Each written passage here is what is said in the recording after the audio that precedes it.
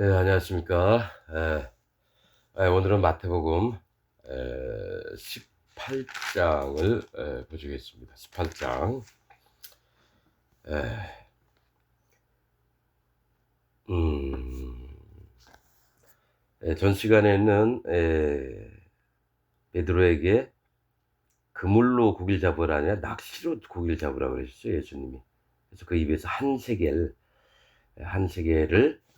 얻을 것인데, 그거를 너와 나를 위해서, 예수님하고 베드로를 위해서 성전세 반세겔씩을 내라, 이런 부분에 말씀을 드렸습니다. 우리가 익히 그냥 쭉쭉 읽고 지나가던 것들을 한번 자세히 하나님 마음을 보고자 하고, 어떤 뜻이 있나 이런 것들을 살펴보고 있고 그렇습니다. 18절은 그때 제자들이 예수께 나와 가로되 천국에서는 누가 크니까. 제자들이 예수께 나와 가로되 천국에서는 누가 크니까. 12명의 그 제자들이 아마 이런 것 때문에 옥신각신 많이 했어요. 예수님이 앞에 가시고 뒤에서 가면서 천국에서 누가 크냐. 또 야고보와 요한의 어머니 세베대 아들들이죠. 와서 예수님 나라에서 두 아들을 오른쪽 왼쪽에 앉게 해달라고. 그건 하나님이 하시는 거지 내가 하는 게 아니다. 또 그렇게 하셨고, 제자들 되게 심히 이렇게 속으로 분내죠. 화를 내죠. 아니 뭐 지가 뭔데 뭐 이러면서.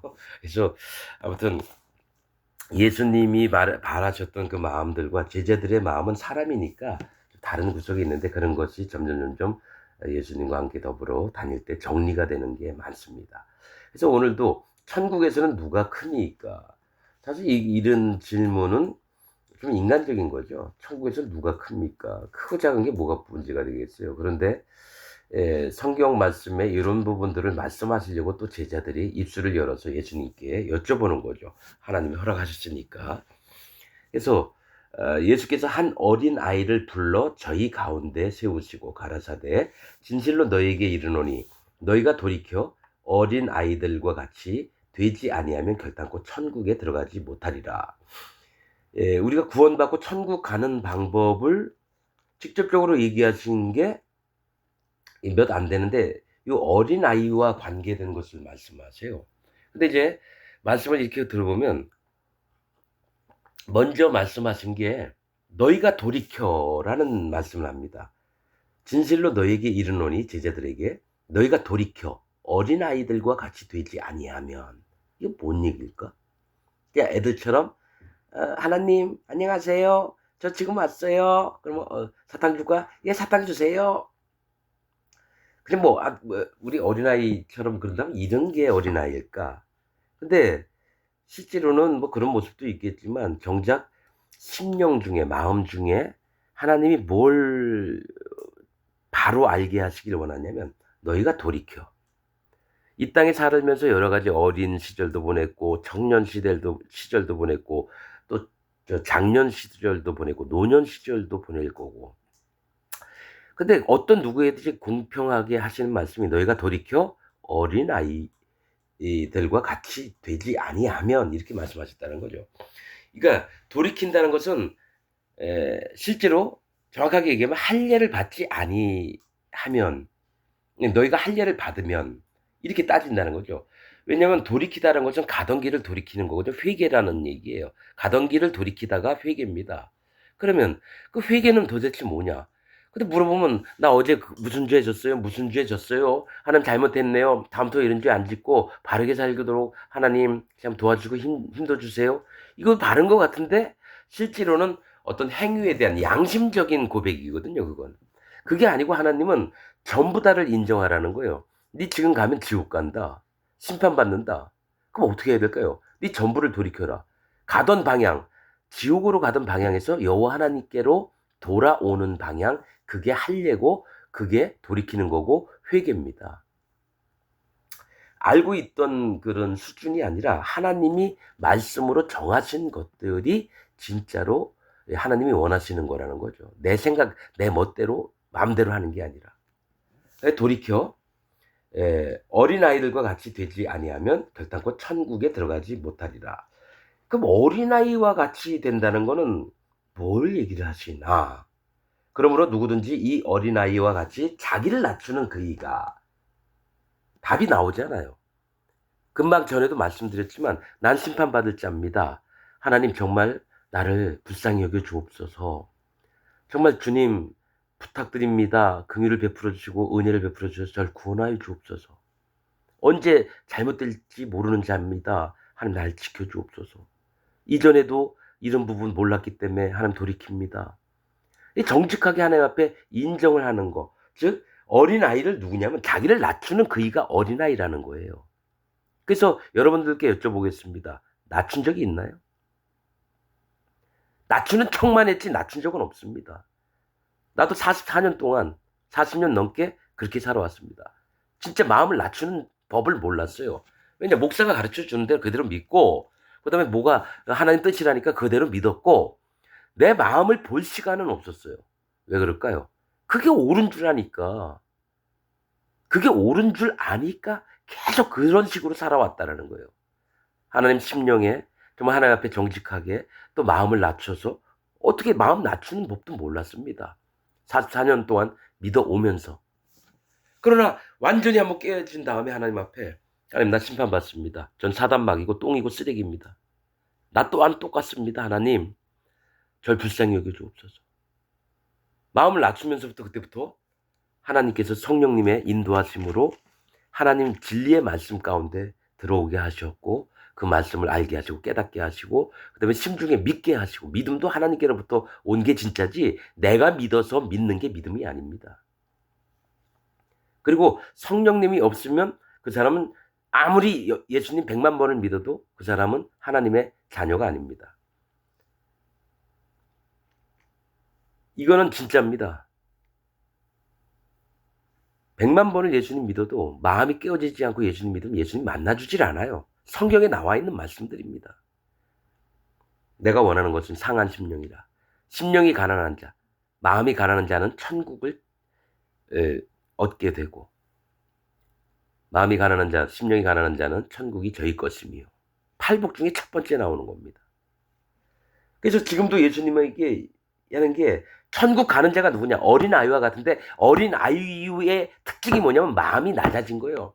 아빠 나 초콜릿 사줘. 안 돼. 아빠 안 돼. 알았어요. 아빠 뭐 사주세요. 그러면 뭡니까? 그래. 그거 먹고 싶어? 일로 와. 사주면서 너무 기뻐하고. 근데 뭐냐면 아이는 아빠보다 나이가 많지 않아요. 잘하는 게 없어요. 보호하심을 받아야 되고 다스림을 받아야 돼요. 하나님 앞에. 그럼 어린아이와 심령이 돼야지 하나님이 맛있는 것도 주고 또 잘못되면 교훈도 해주시고 혼도 내기도 하고 또 설사 잘하지 못해도 칭찬도 해주시고 위로도 받고 이건 내 얘기가 아니라 예수님이 나중에 보셔요. 이런 자가 천국 들어간다는 거예요. 겉으로 나이가 한 24 됐는데 옛날에 성경 이 말씀 보고 어린아이와 같지 아니하면 하나님 나라에 들어갈 자가 없다. 이게 하니까 24살 난 청년이 어린애처럼 행동을 하는 거예요. 짜장면 사주세요. 막 이러고. 정상적인 사람이 가족이 그 믿음이 말씀을 믿는데 하는 방법을 몰라요. 그리고 어린아이처럼 자꾸 굴려고 하고 야 그거 아니야. 그냥 평상시처럼 해. 짜장면 가지고 어린애들처럼 막 굴어서 얼마나 웃었는지 몰라요. 여러분 그게 뭐가 있냐면 바르게 알려주는 사람이 있어야지 알게 되죠. 자기 생각대로 자기 믿음대로 자기 깨달은 대로 알아서 되는 게 아니에요. 하나님 책임 그렇습니다. 그래서 어린아이들과 같이 되지 않으면 결코 천국에 들어가지 못해. 그러니까 어린아이가 아니면은 결코 천국에 들어갈 수 없다는 이거 진리의 말씀입니다. 그럼 뭐 어린아이가 되는 게 뭐지? 몰랐잖아요. 그럼 말씀에 그 다음에 답이 있잖아요. 자기를 낮추는 그 사람이 어린아이라는 거죠. 마음 안 낮추고 천국 가려고 한다는 건 제가 계속 얘기했죠. 할례를 받아야 된다고. 마음을 낮춰야 된다고. 이게 말씀에 짝이 맞는 거예요. 여러분. 그냥 내 생각대로 얘기하는 게 아니라 그래서 나는 구원을 어떻게 받는지 몰랐어요. 근데 보시면 뭡니까? 어린아이처럼 되는데 그 뭐 어린아이부터 도대체 어떻게 됩니까? 나이 100살 먹었다가 다시 8살로 돌아가야 됩니까? 근데 마음을 낮추는 건 할 수 있는 거잖아요. 80이 넘었든 100살이 됐든 간에 꺼부장 허리로 "하나님 난 힘도 없고 아무것도 이제 못합니다. 음식을 먹어도 씹지를 못해요. 하나님 나를 불쌍히 여겨 주옵소서. 나이가 먹고 이제는 하나님 나라 갈 때가 다 됐지만 하나님 나라 못 가면 어떡합니까? 하나님 도와주옵소서. 저를 살려 주옵소서." 그게 마음이 낮아지는 거예요. 근데 큰 건 없잖아요. 행위로 했나요? 내가 뭘 100살이 돼서 81살이 돼 가지고 뭐 헌금 많이 한다고 해서 구원받습니까? 재산 다 교회 털어 줘야지 그게 구원이 됩니까? 아니요. 하나님 진짜 고대하시는 건 깨어진 마음, 낮아진 마음, 할례를 받는 마음이에요. 그래서 아브라함도 99세에 할례를 받았습니다, 여러분. 나중에 저 설명할 거지만 후반부에. 100살이 넘어서 이삭을 얻었고 100살 때 99세 때 할례를 받았습니다. 그럼 할례를 받은 자가 누구가 있습니까? 그 집에 있는 모든 자들과 이스마엘 13살 때 할례를 받았습니다. 다 성경에 말씀하시는 뜻들이 있어요. 5절 또 누구든지 내 이름으로 이런 어린아이 하나를 영접하면 곧 나를 영접함이니. 예수님 이름으로 뭡니까? 예수님 이름이 뭐죠? 자기 백성을 저희 죄에서 구원할 자. 하나님의 백성을 예수님의 증거로 요단강에서 세례를 받아주시고 십자가에 달려서 피를 흘려주시고 부활하셔서 하나님 보좌 우편에 앉아 계신 모든 증거들을 믿는 자, 그게 뭡니까? 예수님 이름이에요. 내 백성을, 하나님 백성들을 누굽니까? 자기 죄에서 각각 갖고 있는 모든 죄악과 허물 중에서 구원할 자. 모든 죄를 없앴으니까 모두 구원하시려고 하는 예수님 마음이고 하나님 마음인데, 이거를 못 깨닫는 자가 누굽니까? 죄인이고 소경입니다. 그러나 이거를 눈을 뜨면서 보는 자가 의인이 되고 정결한 자가 되는 거예요. 구약의 말씀들이 시간 지났다고 그냥 말랑말랑한 거 아닙니다. 구약을 통해서 예수님이 행하신 일이 더욱더 빛이 나는 거예요. 내 이름으로, 예수님 이름으로 이런 어린아이 하나를 영접하면 곧 나를 영접함이니. 그런데 대부분의 기독교인들이 어떻게 하냐면 저기 볼품이 없고 허스무름하게 있는 애가 있으면 관심도 없어요. 걔가 저기 왜 있는지도 궁금해하지도 않고 얘가 밥을 먹었나 안 먹었나 이런 거 궁금하지 않아요. 그러니까 내 생활 바빠요. 그러고 나서 주일에 성경 끼고 열심히 예배 드리러 가요. 주님이 진짜 원하는 건, 야, 예배 안 드려도 좋으니까 그 아이 좀 돌봐줄래? 하나님 마음은 그거예요. 그래, 관심 좀 가져줘라. 그러니 지금 얘기하는 거예요. 내 이름으로 어린 아이 하나를 영접하면 곧 예수님을 영접하는 거래요. 예배당 가서 막 찬양 막 쿵짝쿵짝 하면서 수십 명의 청년들이 나와서 그게 지 교향악단이지 무슨 찬양됩니까? 그러고 나서는 목사 저기 전날 연구해온 설교를 듣고 거짓 복음을 들으면서 아멘 아멘 하다가 끝나고 맛있는 밥 먹고 오는 게 주일 예배잖아요. 난 무조건 무시합니다. 왜냐? 내가 그렇게 살아봤으니까요. 아니거든요. 자, 6절 누구든지 나를 믿는 이 소자 중 하나를 실족해 하면 차라리 연자맷돌을 그 목에 달리우고 깊은 바다에 빠뜨리우는 것이 나으니라. 이거 뭐냐면 네가 이 어린 아이 중에서 그 영혼을 실족해 하는 일이 있다면 네 목에 연자맷돌이 엄청 큰지 아세요? 옛날에 그 방앗간 옛날에 그 물레방앗간이라고 있어요. 소가 끓어요. 바위 엄청 큰 거를 구멍을 내서 계속 돌아가면은 그 곡식 가루들이 거기서 막 짓눌려 커가지고 저기 빠집니다. 그래서 가루가 돼요. 그게 연자맷돌이라는 거예요. 바위 크기가 얼마나 큰지 아세요? 소가 끓어야 될 정도로 커요. 어떤 건 1톤 정도 되는 그런 맷돌도 있죠. 거기에 목에 줄을 달아가지고 목에 매면은 바닷속에 빠치면요 계속 한없이 밑바닥까지 떨어집니다. 그렇게 하라는 거예요. 뭐가? 나를 믿는 이 소자 중 하나를, 즉 하나님의 백성된 이 어린 자, 내가 보기엔 볼품도 없고 너무 어리고 연약한데 이들을 어떡합니까? 살리는 게 아니라 죽이는 일을 할 때 실족해 하면 실족은 발이 어긋나서 넘어지는 건 실족이에요. 발족자거든요. 나는 안 하려고 했는데 이를 죽여버리는 일이 발생해요. 나는 하나님 말씀을 믿고 전했는데 이가 결국 지옥을 가게 됐다. 나한테 그 피를 내 손에서 찾으시겠다 하신 말씀하고 똑같습니다. 그러면 우리가 함부로 할 수가 없는 게 이 말씀을 전해서 영혼들이 살아나겠느냐? 그러면 전해야 돼요. 근데 이 말씀을 전해서 영혼들이 죽겠다 싶으면 절대로 전하면 안 돼요. 그런데 서슴없이 지금 교회 목사들은 어떻게 합니까? 서슴없이 전해요. 지금이 천년왕국 시대다. 여러분 안 됩니다. 말씀이 그렇게 안 돼 있는데. 그걸 믿는 사람은 이 천년왕국이니까 나 행복하게 지내야지. 그러면서 하나님을 느끼고 하나님을 깨달아라. 지금이 그 기회입니다. 얘기를 하는데 말은 맞는데 전혀 성경적이지 않아요. 그러면서 높은 위치에 있어요. 뭐 예수전도단 거기 고문으로도 있고. 나 누구를 꼭 집어서 얘기하고 싶진 않은데. 뭐가 있냐면 분명히 하나님 앞에 아닌 거라면은 그도 또한 아니라고 얘기해주고 내 마음에서도 그렇게 믿어야 돼요. 그리고 무릎을 꿇어야죠. 하나님 앞에. 하나님 이거 내가 잘못 알았네요. 그리고 또 실수했더라도 회개하는 마음이 있으니까 하나님 나 이거 얘기를 했었는데 이거 아닌 것 같습니다. 그럼 다음에 얘기하면 돼요. 여러분 내가 잘못 알고 있었습니다. 솔직하게. 그럼 듣는 제가 더 기분이 좋아요. 오, 자기가 얘기한 것도 번복을 하면서도 하나님이 우선이구나. 그럼 모두가 마음에 기뻐하고 이럴 텐데 한 번 얘기한 건 변함이 없다고 해서 끝까지 고수를 이게 지킵니다. 그러면서 지옥 몇 배나 지옥의 자식들을 많이 만들고 자기도 지옥 가고. 그게 목사들이 그래요. 자, 아무튼 영혼을 실족해 하는 자는 연자 맷돌에 달려서 깊은 물에 빠지는 게 낫다고 예수님이 친히 하셨다는 거예요. 그러니까 어느 누구든지 죽이는 일에 동참하지 말라는 얘기입니다. 살리는 일에는 동참을 하더라도. 자, 거짓자와 하나님 종과 구분점은 뭐냐면 하나님 종들은 영혼을 살리는 데 관점이 있고 거짓자들은 자기를 위하고 높이는 데 관점이 있습니다.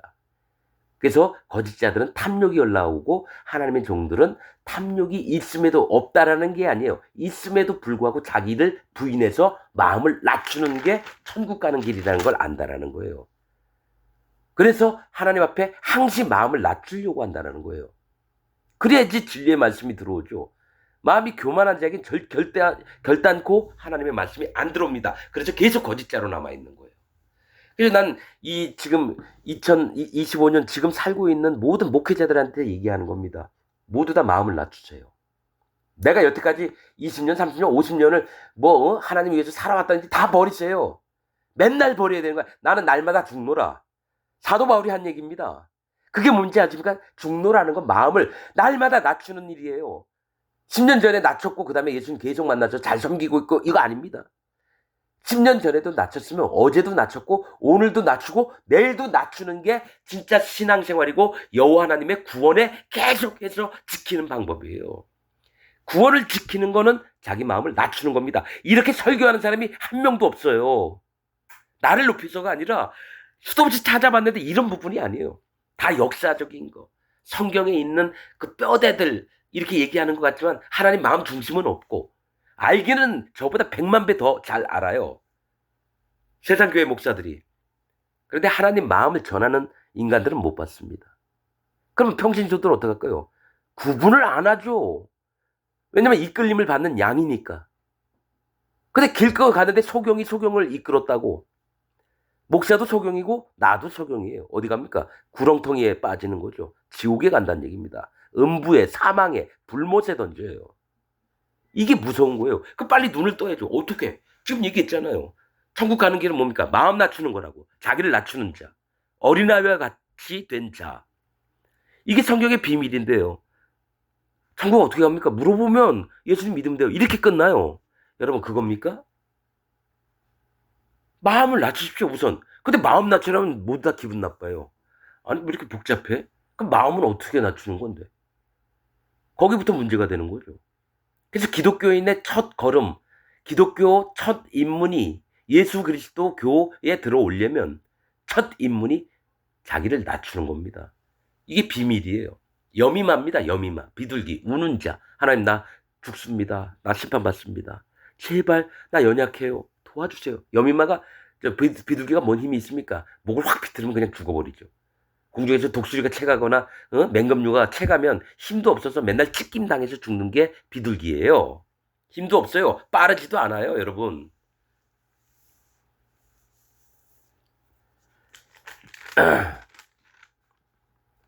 여러분, 이게 성경의 비밀들인데 있으면 그대로 얘기해줘야죠. 예수님 말씀하신 건데. 근데 예수님 믿어라? 아닙니다. 100% 아닙니다. 실족해 하는 일들이 있음을 인하여 세상에 화가 있도다. 이 얘기 뭐냐면 하나님을 믿는 백성들을 이 세상 사람들이나 믿는 자들이 그들을 죽게 하는 일을 해요. 심지어 예수님까지 못 박았잖아요. 그러면 예수님 밑에 있는 예수님을 따르는 무리는 옷 벗기고 몸에 기름 붓고 불 태워 죽여요. 원형 경기장 안에 집어넣고 옷을 다 벗깁니다. 그리고 남자하고 여자하고 그 짓을 하게 해요. 하나님 믿는 백성들을 안아 막 채찍으로 때리고 할 수 없이 하고 그 다음에 뭡니까? 사자를 풀어놔서 전부 다 물어뜯겨 죽게 합니다. 그게 로마 시대 때 하나님 백성들이 받았던 형벌들과 핍박과 고난과 순교입니다. 믿는 자가 있다. 그 애를 보는 앞에서 찢어 죽여요. 개들을 풀어놔서 애를 막 물어뜯게 하고 실토하라고. 별의별 일이 저 역사 그런 거 보면은요. 별의별 일이 다 있습니다. 여러분 지금 예수님 믿는 게 장난으로 보이십니까? 그냥 문화생활로 주일마다 성경책 들고 가서 예배드리고 아멘 하다가 맛있는 밥 먹고 오면 되는 게 신앙생활 같아요? 여러분 예수는 믿는 순간 자기를 부인하고 있죠. 자기 십자가를 지고 나를 쫓을 것이니라. 예수님이 얘기한 게 지금 맥하고 똑같아요. 자기를 부인하고 마음을 낮춰라요. 자기를 부인한다는 건 마음 낮춰. 그 다음에 내 십자가 죽을 준비해 이겁니다. 내가 먼저 죽어줬으니까 너희도 죽을 준비하고 날 따라 이겁니다. 왜 이렇게 험악하게 얘기하냐고요? 왜냐면 성령이 있는 사람들은 그 마음이 됩니다. 그 마음이 됩니다. 죽음보다는 하나님과 더불어서 영원히 살 약속을 이 마음에 믿기 때문에 그게 됩니다, 여러분. 근데 예수님 믿고 사업도 잘 벌이고 돈도 더 남들보다 더 많이 벌어야 되고 좋은 아파트, 해운대에 그 몇백억 되는 아파트에 살아야 되고 우리 전 세계 몇 대 없는 차를 끌어야 되고 그러면서 그 차를 끌고 주일날 성경책 끼고 예배당에 갑니다. 그 다음에 할렐루야 외치고 다시 또 세상의 맛을 느껴가면서 얼마나 멋있어요. 나도 그렇게 살고 싶어요, 솔직히. 힘들게 살고 싶지 않아요, 솔직히. 너무 힘들어요. 사는 게. 근데 어떡합니까? 그보다 더 기쁜 건 골방에 들어가서 하나님, 제가 이런 놈입니다. 하나님 아시잖아요. 하나님 나 인도해 주세요. 죄송합니다, 하나님. 원래 몰고기 똥이고 쓰레기입니다. 아시잖아요. 하나님 내 마음을 붙들어 주세요. 정말 창피한 것도 많고 그렇습니다. 근데 어떡합니까? 난 믿을 사람은 믿을 분은 하나님밖에 없습니다. 그럼 하나님이 어이구 말은 좀 이게 내 마음에 안 드는데 그래도 네 마음은 그래도 괜찮구나. 일로 와. 하나님이 인도해 주시는 거예요. 실족해 하는 일이 있을 수는 없으나 그러니까 혹시 내가 조심하더라도 실족해 할 수도 있다라는 거예요. 내가 가령 뭐 다 잘하다가 어느 날 너무 힘들고 그래서 포도주 한잔 하고 있는데 누가 옆에서 봤어요. 아니 교회 목사님이 포도주 한잔을 해? 이런 사람이 있어요. 그런 다음에 어떡합니까? 아유 저런 교회는 안 다니고 싶어. 그럼 나도 모르는 사이에 그 사람이 실족해 되는 거예요.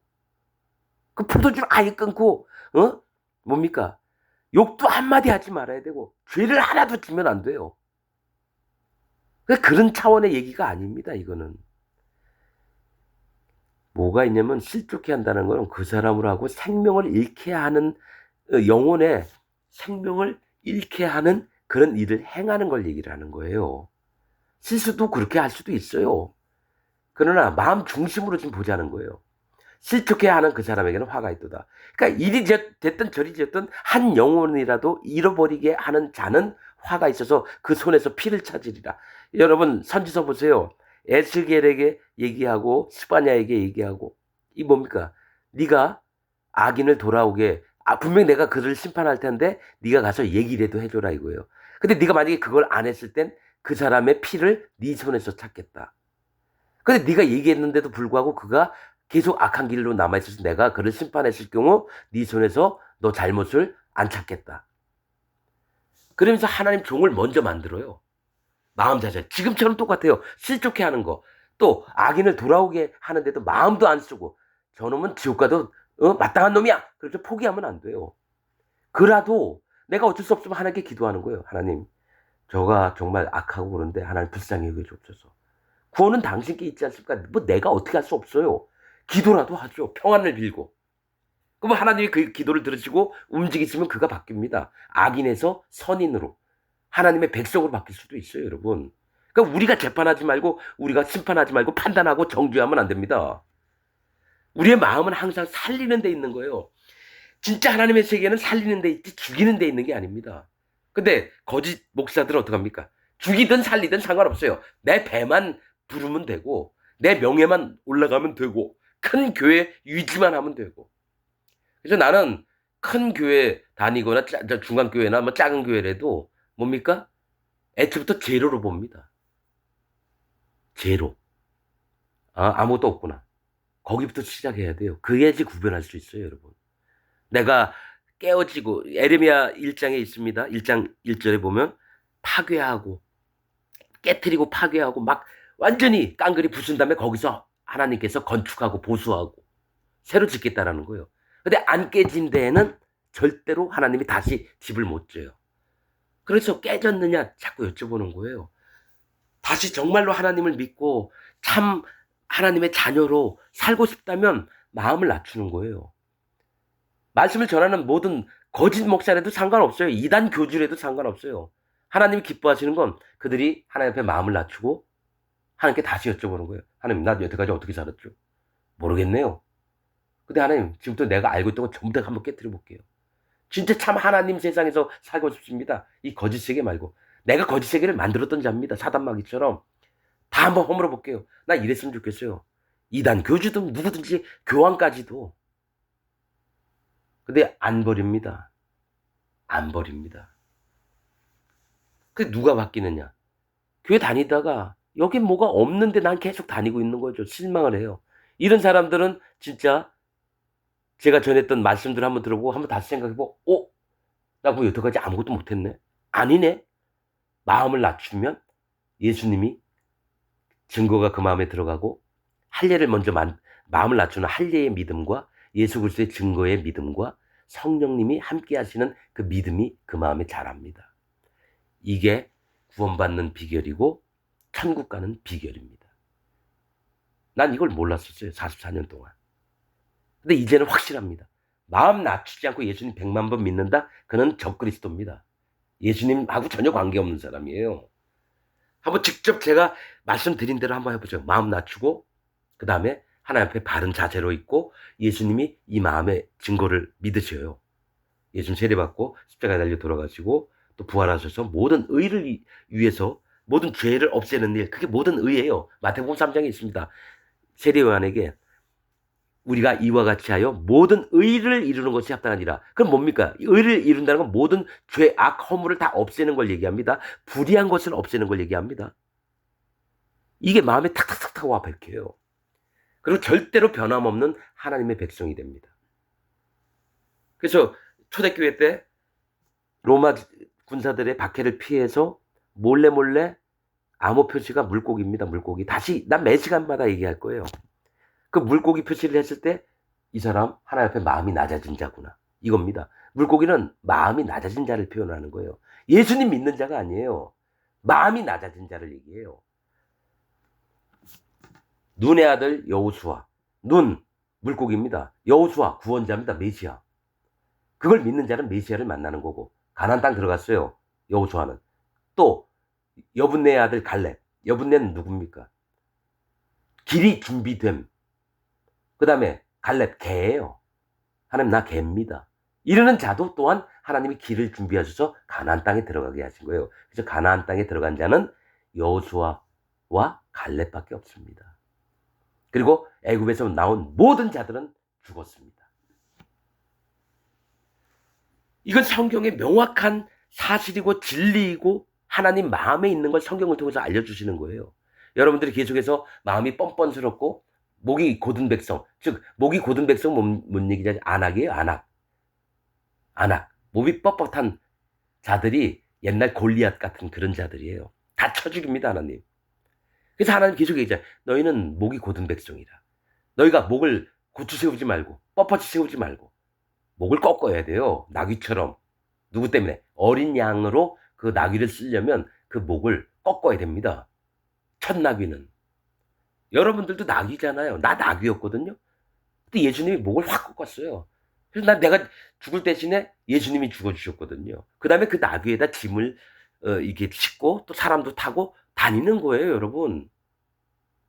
여러분 목이 뻣뻣한 백성입니다. 지금 현 기독교인들은. 목을 꺾으셔야 돼요. 그게 마음이 낮아지는 할례입니다. 할례가 안 된 사람 구원 안 돼요. 뭐 자꾸 할례 포경수술을 받으라는 얘기냐? 그게 아니죠. 할례는 마음의 할지니. 마음, 자기를 낮추는 자입니다. 그게 어린아이고 구원받는 비결 첫 번째예요. 여미마, 우는 자, 비둘기. 그 다음에 구스야, 게레나북.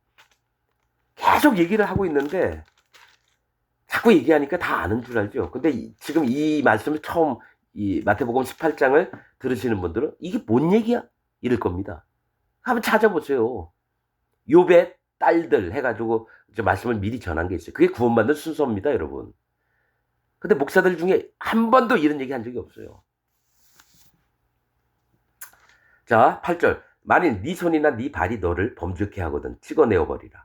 불구자를 절뚝발이로 영생에 들어가는 것이 두 손과 두 발을 가지고 영원한 불에 던지는 것보다 나으니라. 네 육체의 것들을 소중히 생각해서 육체의 정욕대로 살지 말라는 거예요. 네 마음이 이끄는 대로 살아가지 말라는 거예요. 하나님이 인도하시는 대로 살고 그게 더 낫다라는 거예요, 사실은. 우리는 난 솔직히 얘기하면요. 네 손이나 네 발이 너를 범죄케 하고는 찍어내어 버리라면 내 몸에 살아있는 몸이 없어요. 다 찍혀가지고 나는 이제 내장까지도 배가 고프면 남들보다 더 많이 먹고 싶거든요. 그럼 내장까지도 다 드러내 버려야 돼요. 발은 또 뭡니까? 영화관 가고 싶다. 아니면은 예쁜 아가씨 있는 쪽에 가고 싶다. 그러면 이 발이 글로 막 가요. 그럼 범죄한 거거든요. 다 잘라버려야 돼요. 눈도 자꾸 음란한 영화 보고 싶어요. 그럼 어떡합니까? 눈도 빼버려야 되고. 내 몸에 남아있는 게 하나도 없어요, 여러분. 귀까지도 이상한 소리를 자꾸 듣고 싶어 하고, 혀는 악독을 바라고. 내 몸에 남아나는 게 없습니다. 그러면 주님 말씀대로 하면 남아나올 게 없는데, 그럼 천국 들어갈 것도 없어요. 다 사라져 버렸는데. 그 얘기일까요? 뭐냐면, 네 발이 너로 범죄하거든. 뭐냐면, 네 발이 하나님께로 향해 있어야 되는 게 할례거든요. 너로 범죄했다는 건 세상이나 사단 마귀 쪽으로 나간 거예요. 찍어버려라. 또 네 손이, 그 얘기는 행사를 얘기합니다. 행위. 발은 방향, 손은 행위입니다. 하고자 하는 일이 죄 짓는 일에 빠르고, 남을 두드려 패는 데 더 빠르고, 살인하는 데 더 빠르고, 재물을 움켜쥐는 데 더 빠르고, 찍어버리라는 거예요. 그러니까 그런 자세를, 네 행위나 네 방향이 여호와 하나님 쪽을 향해 있지 세상이나 사단 마귀 쪽으로 향해 있지 말라고 하시는 거예요. 9절. 만일 네 눈은 계속 말씀드리지만 마음을 얘기합니다. 눈은 네 마음이 너를 범죄케 하거든 빼어버리라. 그러니까 내 마음을 완전히 바꿔버리라는 얘기예요. 인정하지 말라는 거예요. 네 마음을. 범죄하는 마음이 있다면, 눈이 있다면 한눈으로 영생에 들어가는 것이 두 눈을 가지고 지옥불에 던지는 것보다 나으니라. 마음이 잘못되지 말라는 얘기예요. 10절. 삼가 이 소자 중에 하나도 업신여기지 말라. 이 소자는 어린아이들 얘기해요. 작은 자, 어린아이들 업신여기지 말라. 근데 우리는 기독교인으로서 이 소자 중 어린아이와 같이 있는 자들을 엄청나게 업신여깁니다. 근데 그들의 모습은 뭡니까? 노숙자 같아요. 절름발이 같고, 애꾸 같고, 꼽추 같고. 내 눈에는 그들은, 야, 어떻게 세상을 이렇게 하나요? 야, 조금이라도 일을 해봐. 그러면 네 먹고 살 건 있을 거 아니야. 괜히 그거 남들 하는 거 거기서 노숙을 하고 있냐? 우린 이렇게 생각하잖아요. 하나님은 그게 아니에요. 깨어지고 깨어져서 일어날 마음조차도 없는 자를 하나님 구원하고 싶은 거예요. 근데 그런 자를 나는 판단을 해요. 하나도 업신여기지 말라.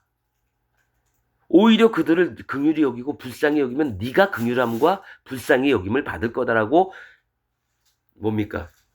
팔복 전에 말씀을 하죠. 팔복 얘기하시기 전에 긍휼히 여김이 있어야 된다. 업신여기지 말고. 이거는 양심적이 아니라 하나님의 눈으로 바라보라는 거예요. 내가 그들을 긍휼하게 여기는데 네가 나서서 왜 긍휼 업신여기느냐 이 얘기를 한다는 거예요.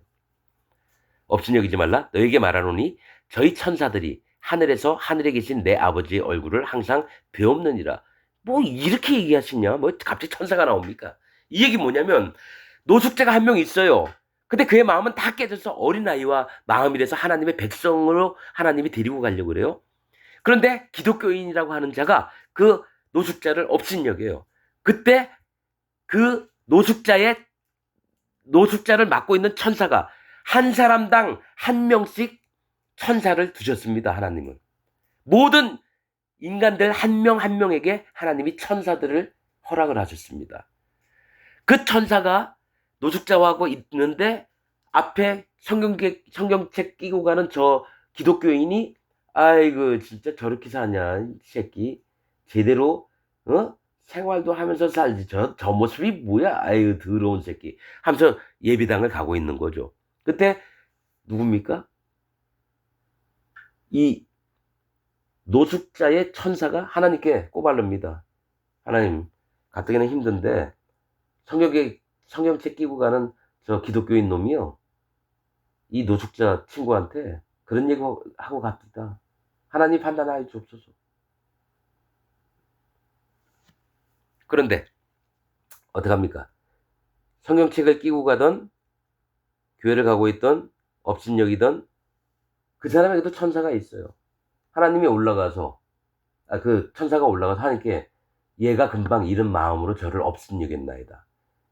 왜냐하면 하나님이 얘기하셨거든요. 두세 사람의 증거로 그것을 증거로 삼는 거예요. 노숙자에게 있던 천사도 하나님께 꼬발르고 성경책을 끼고 가던 그 자도 교회 가면서 그 업신여겼던 그 자에게 있는 천사도 하나님께서 일러서 두 얘기가 딱 맞는 거예요. 그러면 빼도 박도 못한 증거가 되는 거예요. 하나님의 세계가 그렇습니다, 여러분. 말씀을 이렇게 보면은요, 마음으로 이렇게 생각을 해보면 그런 부분들이 보이는 거예요. 내가 잘나서요? 아니요. 난 하나도 모릅니다. 무조건 몰라요. 자, 왜 갑자기 천사 얘기를 해요? 이 초자제목 엽전여기면 사람의 모습들만 얘기하시면 되는데 왜 천사들이 하늘에서 하늘에 계신 내 아버지의 얼굴을 항상 배없느니라. 예수님 왜 그 얘기를 해요? 일러주는 사람이 있다라는 거예요. 각 사람의 행한 바들을. 자, 12절. 너희 생각에는 어떻겠느냐? 만일 어떤 사람이 양 100마리가 있는데 그 중에 하나가 길을 잃었으면 그 99마리를 산에 두고 가서 길 잃은 양을 찾지 않겠느냐? 진실로 너에게 이르노니 만일 찾으면 길을 잃지 아니한 99마리보다 이것을 더 기뻐하리라. 이와 같이 이 소자 중에 하나라도 이뤄지는 것은 하늘에 계신 너희 아버지의 뜻이 아니니라. 여러분, 자 여기서 좀 볼까요?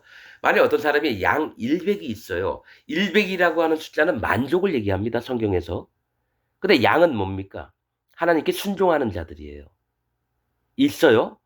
그런데 이상한 거는 여러분 여기서 이제 분리가 됩니다.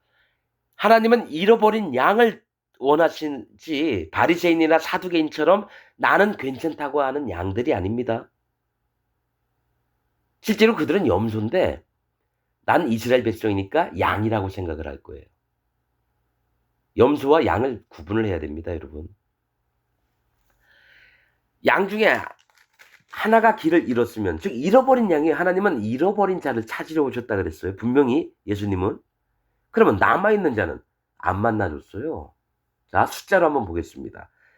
하나를 잃었다라는 것은 하나님이 찾는 영혼을 얘기합니다. 1, 여호와 하나님이거든요. 2가 여호와 하나님의 눈에 하나님이 찾는 잃어버린 마음이 깨지고 오갈 데 없고 괄시당하고 업신여김 당하고 포로가 되고 소경이 되었고 문둥병자도 귀신 들렸고 이런 걸 건져주고 싶은 거예요. 하나님은 불쌍하니까 긍휼을 베푸시려고. 그런데 두고 길을 양을 찾지 않겠느냐? 진실로 너에게 이르노니 만일 찾으면 길을 잃지 아니한 99마리보다 이것을 더 기뻐하리라. 이게 뭐냐면 길을 잃지 아니하는, 그러니까 하나님을 믿으면서 잘 있는 자가 아니라 자기는 길을 잃지 않았다고 생각하는 자들이라는 거예요. 지금 현재 기독교인들, 전 세계에 있는 기독교 천주교 사람들, 난 길을 잃지 않고 난 잘 믿고 있어, 이렇게 하는 사람 99마리. 여러분, 그들보다 잃어버린 한 마리를 더 기뻐하리라는 거예요. 탕자의 비유하고 똑같습니다. 큰 아들은 아버지 내가 잘 섬겼잖아요. 근데 나를 위해서 잔치 한 번도 안 하고 아버지 재산 가서 탕진하고 지 멋대로 산 놈이 돌아왔다고 잔치를 벌이나요? 근데 하나님이 진짜 원하는 건 탕자의 마음입니다. 그 장남된 형님 그 사람을 기뻐하는 게 아니에요. 에서와 야곱도 마찬가지고 이스마엘과 이삭도 마찬가지고요. 여러분, 99마리라는 숫자는 무슨 뜻이냐면은 99라는 거는요, 온전치 못함, 완전하지 않음을 얘기합니다. 99은. 그러니까 하나님 앞에 온전하지 않고 완전치 않은 자들이 자기는 길을 안 잃었다고 해요.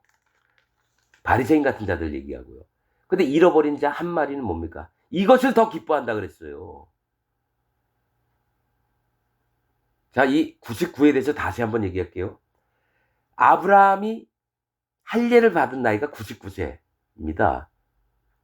이스마엘은 13살 때에 아브라함과 같이 할례를 받았고 그 밑에 있는 식솔들, 종들이나 모든 남자들이 전부 다 할례를 받았습니다. 그러면 99라는 거는 뭐냐면 왜 할례를 99세에 받게 하셨을까요? 숫자 때문에 그렇죠. 100세에는 이삭을 낳습니다. 만족, 100은 만족을 얘기해요. 하나님이 이삭을 내려줘서 만족하는 삶이고 그 전에는 내가 온전치 않습니다 인정을 하면서 할례를 받음으로 그의 마음이 온전해지는 걸 얘기를 해요. 99에 할례를 받았다는 얘기는 온전치 않은 것을 하나님 앞에 인정합니다. 그러면 여기 90마리의 양은 온전치 않은 자들이에요. 하나님 마음에 합하지 않은 자들을 얘기한다는 거예요. 9자는 진짜 안 좋은 수입니다.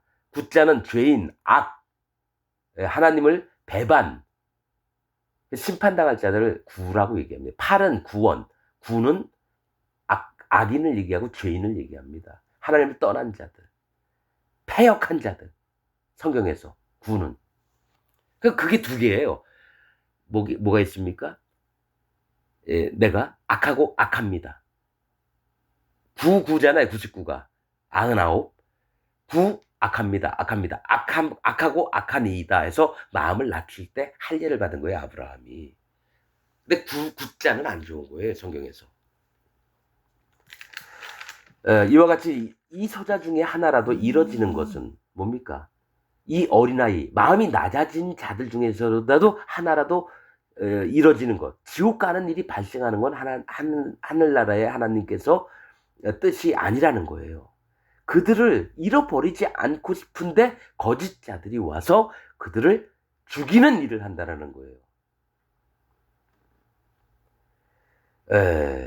되게 무서운 겁니다, 사실은. 15절, 네 형제가 죄를 범하거든 가서 너와 그 사람과만 상대하여 권고하라. 만일 들으면 네가 네 형제를 얻은 거죠. 여러분, 어떤 형제가 범했잖아요. 나 혼자만 알고 있으면 내가 다른 사람한테 얘기하지 말고 그 형제한테 가서 요런 부분이 악한 것 같다. 그래, 나도 그렇게 살 수밖에 없는 놈인데 그래도 이 부분에 대해서 우리 함께 좀 고쳐나가자. 서로의 짐을 함께 지라라고 얘기합니다. 그가 죄를 졌으면 나도 그 사람 죄 지은 거 나도 똑같이 지은 거예요, 여러분. 그게 형제와 나눔이 있는 거예요. 좋은 것만 나누는 게 아니라 그 형제가 죄를 졌으면 나도 똑같이 죄를 지은 거예요, 그 형제처럼. 그래서 누구한테 떠버리지 않고 가서 그 형제한테만 얘기한 거예요. 그 형제가 간음을 했다. 그럼 가서 그 형제한테만 다른 사람한테 얘기하지 말고 이거 분명히 잘못된 거다. 충분히 사람은 그럴 수 있다. 그러나 하나님 앞에 악하다는 것을 마음으로 인정해라. 근데 그 형제가 내가 여기 눈이 어두워서 몰랐네. 이거 나 잘못한 거다. 그래서 마음 돌이켜서 진짜 그 골방에 들어가서 하나님 앞에 자기의 잘못을 허물을 반드시 하나님께 아뢰고 그러면 하나님 용서하시거든요.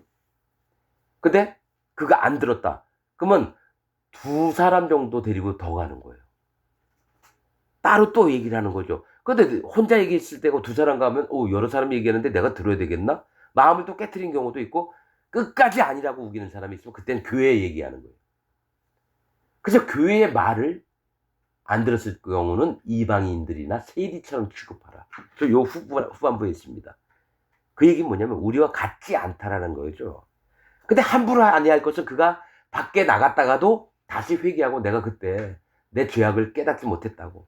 내가 너무 잘못했다고 눈물 흘리면서 들어오면 받아줘야 되는 거예요. 아무리 악하고 아무리 중한 죄를 범했던 자라 할지라도. 그게 하나님 마음입니다. 만일 듣지 않거든 한두 사람을 데리고 가서 두세 증인의 입으로 말마다 김치않게 해라. 증거가 있어야 돼요. 그래서 그가 마음이 깨어지도록 다시 회개케 하도록 얘기를 하라는 거죠. 만일 그들의 말도 듣지 않거든 교회의 말하고 교회의 말도 듣지 않거든 이방인과 세리와 같이 여기라. 여러분 근데 현 기독교에서는 뭐냐면 내가 혼자 알고 있는 사실이 있어요. 그런데 그거를 여러 청년 모임에 막바로 얘기를 하는 거예요. 10사람이 있는 데다가 그 형제가 있는데 이런 일이 있었는데 어떻게 했는데 난 괴롭다. 난 고민스럽다. 10사람이 벌써 알아버린 거예요. 그러면 그 형제는 뭡니까? 모두가 판단거리가 돼요. 정죄거리가 돼요. 근데 나중에 들었더니 자기한테는 얘기가 없었는데 다른 사람이 그런 얘기하고 또 다른 사람도 알고 있으니까 어때요? 마음에 실망하고 낙담하고 에휴 더럽다. 내가 분명히 잘못하는 건 인정하겠는데 여기는 보호하는 데가 아니구나.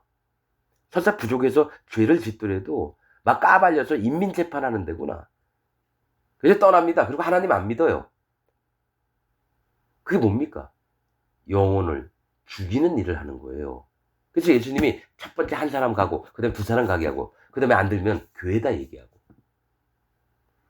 이게 신앙의 어떤 그 행동들에 나오는 건데 이런 부분 없어요. 누가 뭐 잘못했으면 서로 인민재판해요. 교회에서 그런 일이 제일 많아요. 뭐 집사님 그거 알아요? 동네 아줌마 수다 떨듯이 어느 집사가 이런 일 했대. 딴 남자하고 팔짱 끼고 하는 걸 봤대. 막 얘기를 해요. 실제로는 자기 남동생하고 팔짱 끼고 왔는데 온 교회 다 소문이 나요. 그 얼굴도 화장을 진하게 하는 날이 있으면 저거 봐 어디 가나 봐봐. 동생 만나러 가는 곳도 다 바람 피러 가는 걸로 얘기를 해요. 교회 안에 그런 일이 수두룩합니다 여러분. 그래서 교회가 아니라 뭡니까? 사단 마귀의 회예요. 자칭 유대인이라나 성경에 있는 얘기입니다. 사단 마귀입니다. 요한계시록에 있습니다. 자칭 유대인이라나 실은 사단 마귀의 회니라.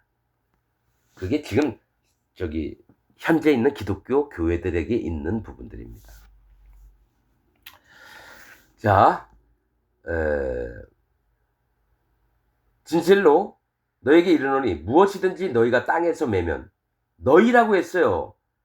하늘에서도 매일 것이요 무엇이든지 땅에서 풀면 하늘에서도 풀리리라. 여러분 이거는 베드로한테 얘기하셨던 거예요. 베드로에게 너에게 반석이라 하고 네가 이 땅에서 매면 하늘에서도 매일 것이요 또 너가 풀면 하늘에서도 풀릴 것이라.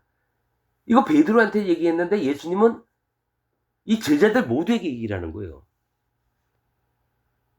근데 교황은 베드로한테 반석이라 해놓고 땅에서 매고 풀면 하늘에서 똑같이 할 거다. 그래서 교황을 베드로라고 봅니다. 그러고 나서 베드로 성하, 거룩한 전하 이렇게 얘기를 해서 교회도 로마에 있는 게 베드로 성당입니다. 개 우습죠? 아무튼 하나님 원수된 음녀짓을 하는 게 천주교고 교황이고 그 밑에 있는 천주교인들입니다. 수녀요? 신부요? 웃기는 소리 하지 마세요. 마귀의 종들입니다. 나 그들과 말을 해봤어요. 하나님 말씀 절대로 안 들어가요. 진짜 깨어진 사람이 조용히 찾아오면 모를까? 바리새인들처럼 아무도 안 듣습니다. 천주교인들. 기독교인들 좀 똑바로 알아들으세요. 개신교. 당신들도 똑같아요. 천주교하고 다를 바 없어요. 신부, 수녀? 그냥 아무 생각도 없잖아요. 분리 못 하잖아요. 나도 그렇게 살고 있으니까. 단지 그들은 자기 바쳐진 삶, 하나님을 위해서 바쳐져서 산다고 하니까, 그러려니. 사실은, 이, 바리새인과 사두개인을 봤을 때 지금 기독교인들은 다 사두개인입니다. 세상과 연합해서 짝하고 살면서 그냥 열심히 성경 제끼고 예배드리러 다니고. 바리새인들처럼 아주 엄격하게 사는 사람들은 물론 한국에서 고신쯤은 모르겠네요. 자기 생활을 엄격하게 이게 금욕적으로 살고 그것도 아니에요.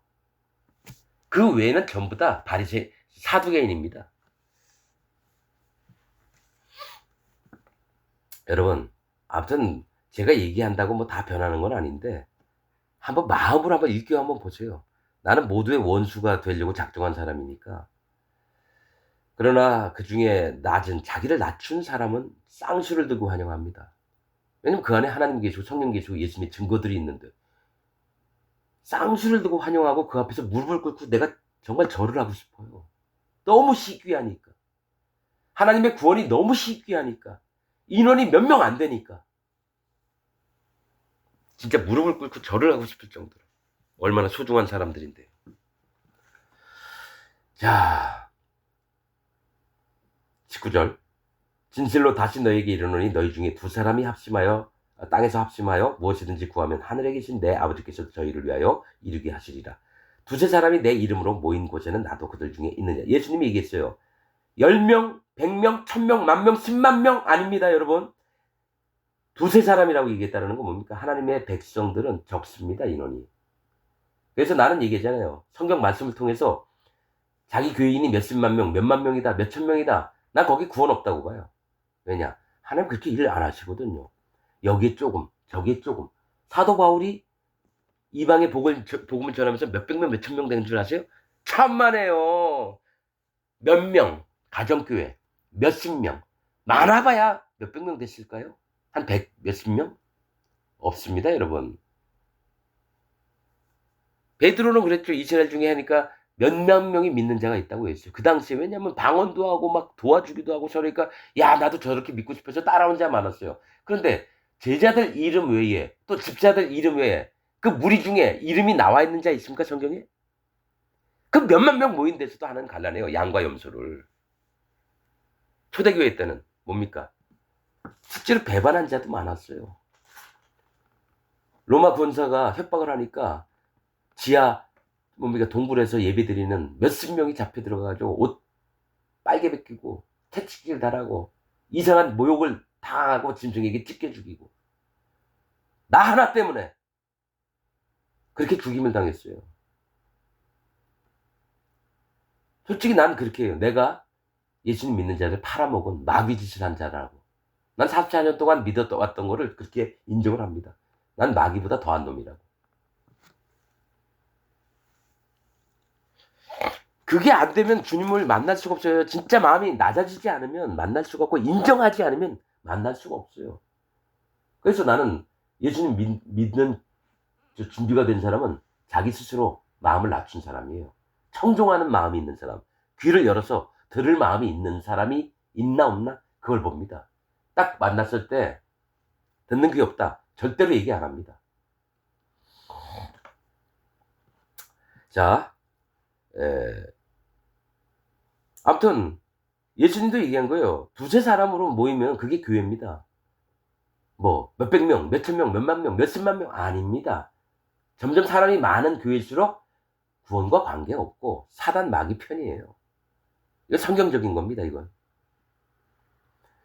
21절 그때 베드로가 나와 가로되 주여 형제가 내게 죄를 범하면 몇 번이나 용서하여 주리이까 7번까지 하오리이까 예수께서 가라사대 네게 이르노니 7번뿐 아니라 70번씩 7번이라도 할지니라. 여러분 우리도 이거 수도 없이 봤던 말씀들이잖아요. 또 설교도 들었고 여러분 몇 번이나 용서할까? 그러니까 7번까지 하오리까 7이라는 숫자는 완전, 거룩, 정함, 기억 뭐 이런 뜻이 있습니다. 하나님 7자 수는 하나님의 수예요. 좋아하세요. 그러니까 근데 예수님은 더 심하게 얘기해요. 490번을 하라는 거예요. 뭐냐면 7번씩 7번 하면 77에 49인데 70번씩 7번이라도 할지라는 거예요. 그럼 뭐예요? 70 곱하기 7은 490이에요. 490번까지 하라는 거예요. 여러분, 끊임없이 하라는 얘기죠. 근데 왜 예수님이 이렇게 얘기하셨느냐? 우리 성경을 그냥 읽으면 안 된다는 게, 여러분, 72라는 숫자가 뭔지 아세요? 70번씩이니까 70이에요. 이 70이라는 숫자는 황폐, 이즘, 노하심입니다. 7번은 거룩, 완전, 정함, 기억 이런 거고요. 그 70번씩 7번이라는 건 뭐냐면 여기서는 황폐, 노하심보다 뭐면 잊으라는 겁니다. 잊으라는 거. 그가 너에게 범죄하였던 거, 잘못했던 거를 용서하는, 즉 그의 행위를 잊으라는 거예요. 잊는 것을 7번씩까지 하라는 거예요. 왜냐? 그 또한 거룩해져 있기 때문에. 나에게 뭐 잘못을 했어도 너를 거룩해 했듯이 그 또한 내가 거룩해 했다. 그래서 잊어버리라는 거예요. 그게 용서하는 겁니다, 여러분. 그가 나한테 뭐 많이 잘못했어도, 아유, 하나님 내 머리에서 잊으면 죄는 죄로 남아있을 거 아닙니까? 그냥 미워하는 것도 없이 그냥 내가 잊어버릴게요. 머리 털으니까 갑자기 생각이 안 나요. 제가 나한테 뭘 잘못했지? 넉넉하게 하나님의 말씀을 믿으니까 내 마음도 같이 움직여서 그를 긍휼하게 여기고 또 그를 보살피고, 그래서 원수를 사랑하라는 얘기가 그 얘기예요. 나한테 원수처럼 대했어도 하나님 앞에서 그를 마음으로 사랑하는 겁니다. 하나님께 맡겨버려요. 그리고 괜히 싸움 나지 않게 이렇게 소송이나 재판이나 이런 거 안 걸고, 알았어, 미안해, 내가 설사 잘했어도 그냥 떠나는 겁니다. 기도만 하고, 하나님 저 사람 좀 잘 되게 해주세요. 근데 그가 듣지 않으면 내가 했던 기도는 나한테 오고 그에겐 저주가 갑니다. 그건 하나님 판단이지 내가 하는 게 아니에요. 이러므로 천국은 그 종들과 회개하려 하던 어떤 임금과 같으니, 회개할 때 1만 달란트 빚진 자 하나를 데려오매 갚을 것이 없는지라. 주인이 명하여 그 몸과 처와 자식들과 모든 소유를 다 팔아 갚게 하라 한데, 그 종이 엎드려 절하며 가로되 내게 참으소서 다 갚으리이다 하거늘, 그 종의 주인이 불쌍히 여겨 놓아 보내며 그 빚을 탕감하여 주었더니, 그 종이 나가서 자기에게 100데나리온 빚진 동관 하나를 만나 붙들어 목을 잡고 가로되 빚을 갚으라 하며, 그 동관이 엎드려 간구하여 가로되 나를 참아주소서 갚으리이다 하되 허락하지 아니하고, 이에 가서 저가 빚을 갚도록 5개 가두거늘, 그 동관들이 그것을 보고 심히 민망하여 주인에게 가서 그 일을 다 고하니, 이에 주인이 저를 불러다가 말하되 악한 종아, 네가 빌기에 내가 네 빚을 전부 탕감하여 주었거늘, 내가 너를 불쌍히 여긴 것 같이 너도 네 동관을 불쌍히 여김이 마땅치 아니하냐고, 주인이 노하여 그 빚을 다 갚도록 저를 옥졸들에게 붙이니라. 너희가 각각 중심으로 형제를 용서하지 아니하면 내 천부께서도 너희에게 이와 같이 하시리라. 이제 각각까지 읽었습니다. 이게 뭐냐면, 베드로가 예수님한테 용서를 몇 번까지 하려고 합니까? 그랬더니 70번씩 7번이래도 490번이에요. 그런데 아예 잊어버리라는 거예요. 그가 잘못했던 것을. 그게 진짜 긍휼을 베풀고 이러는 건 마음에 두지도 말라는 거예요.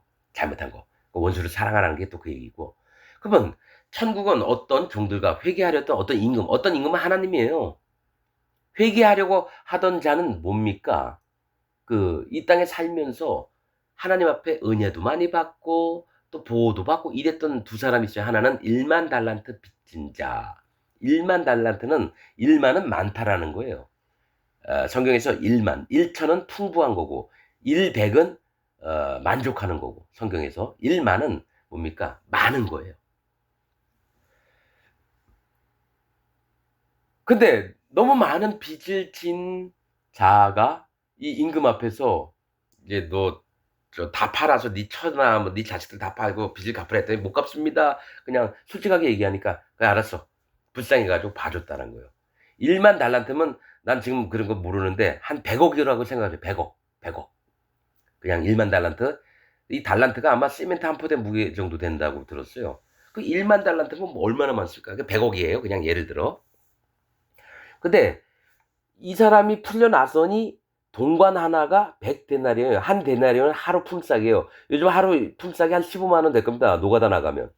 그러면 100달이면 한 1,500만 원 될 거겠죠? 만 원. 15만 원 정도인데 100이면 15만원, 1500만, 아니 150만, 1500만원, 한 1500만원 정도. 그러니까 100억 탕감을 해줬는데 1500만원 빚진 동관을 데려다가 왜 돈 안 갚아 이 새끼야 이러면서 못 갚으니까 옥에다 가뒀다라는 거예요. 그래서 그 동관들이 그것을 보고 이 사람 내 옆에 있는 형제가 같이 있던 동료가 저 사람한테 잡혀가니까 이거 말이 안 된다 해가지고 하나님께 꼬발른 거예요. 그러니까 하나님 그 얘기를 듣고 아 뭐 이딴 놈이 다 있지 해서 1만 달란트 빚진 자를 다시 데려와 가지고 내가 너한테 그렇게 100억을 내가 까줬는데 탕감해 줬는데 1,500만 가져가 1,500만 원 빚졌다고 네가 함부로 그래? 왜냐면 하나님 베풀어 주신 긍휼히 여기는 마음 또 은혜를 받은 마음들이 내 마음에 넘쳐나서 1,500만 원 야 너도 나한테 갚지 마. 난 100억을 탕감 받았어. 야 우리 같이 없는 돈이지만 잔치하자. 서로 즐겁게 하면 얼마나 좋아요. 뭐가 있냐면 나는 이 얘기는 뭐냐면 이거 큰 교회 목사들한테 얘기하는 거예요. 또 현 기독교인들한테 얘기를 하는 거예요. 나는 하나님한테 큰 은혜를 받았는데 그 다음엔 개무시를 하는 거예요. 누구를? 하나님께 똑같이 구원받을 자들을 개무시를 해요. 나도 구원받았으면 그들 구원받아야 되는데 난 구원받았고 너는 아니야. 이게 지금 구원파가 하는 짓들이에요. 이만희도 마찬가지예요. 뭐 14만 뭐 6천 명이 지금 뭐 필기 시험 봐가지고 붙어가지고 뭐 그랬다나 뭐 어땠잖아. 아주 오래 저기 15년 전에 그걸 봤어요. 유튜브에 기자들하고 얘기하는 거. 여러분 똑같습니다. 그놈들이 하는 게 뭐냐면 나는 구원받았고 넌 구원 못 받았어요. 그러니까 함부로 하는 거예요. 구원파도 마찬가지예요. 의인입니다 한 다음에 의인이 아니고 죄인이라고 했던 사람을 뭡니까? 함부로 무시하고 저 지옥 갈 놈들. 하나님은 그런 게 아니라 마음이 낮아진 자를 구원하십니다. 자기를 낮춘 자, 어린아이와 같은 자들을 구원하시지요. 큰 교회 목사들, 일반 교회 평신도들, 그리고 뭐 구원파니 뭐 신천지니 뭐 이런데 목사 그 교인들 아닙니다. 그리고 뭐 조용기 했던 오순절 뭐 70몇만 명의 서울교회 그 교인들 아닙니다. 오로지 하나님의 구원의 기준은 마음을 낮췄느냐 안 낮췄느냐예요.